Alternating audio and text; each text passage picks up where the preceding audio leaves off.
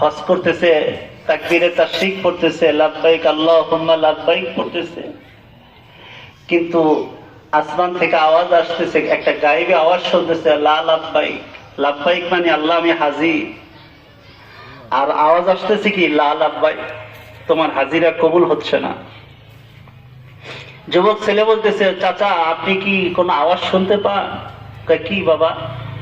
আপনার যে লাব্বাইক কবুল হচ্ছে না, লা লাব্বাইক আওয়াজ আসতেছে, শোনেন আপনি? বাবা এটা তো 55 বছর যাবতই শুনতেছি,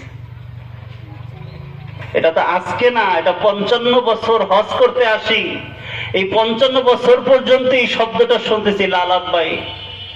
তারা আসেন, এরপর আপনি আসতেছেন কেন? এত কি পাপ করছেন যে আপনার লাব্বাইক কবুল হচ্ছে না? বাবা তা জানি না, মালিক বলছেন এখানে সে হাজিরা দিতে, গোলামের কাজ এখানে সে হাজিরা দেওয়া। আমি গোলাম হিসেবে আমার কাজ এখানে হাজিরা দেওয়া, এখানে হাজিরা দিয়ে যাচ্ছি। আমার লাব্বাইক কবুল করবে না করবে ওটা মালিকের ব্যাপার। এই 55 বছর পর্যন্ত হাজিরা দিয়ে যাচ্ছি বাবা। একটু পরে আবার যখন লাব্বাইক বলছেন, এবার আসমান থেকে আওয়াজ আসছে, যে গায়েব আওয়াজ, লাব্বাইক ইয়া আব্দি, হ্যাঁ বান্দা আজকের লাব্বাইক তোমার কবুল হয়ে গেছে। সুবহানাল্লাহ। এজন্য নিরাশ হওয়ার কিচ্ছু নাই,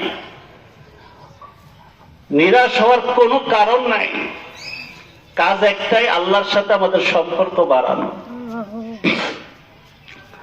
বাবা মায়ের কাজ ছিল, তারা তাদের দায়িত্ব পালন করেছেন। বুকে হাত দিয়ে বলেন তো, কোন বাবা পৃথিবীতে একটা খারাপ সন্তান চায়? বলেন না। আপনার বাবা কি আপনার মতো আমার মতো এমন সন্তান চাইছে? না।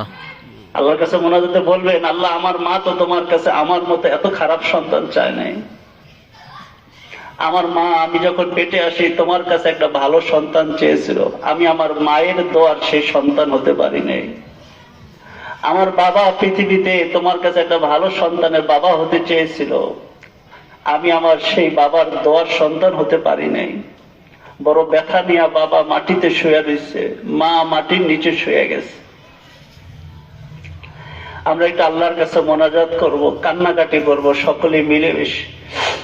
আসুন ইস্তেগফার করি। বিসমিল্লাহির রহমানির রহিম।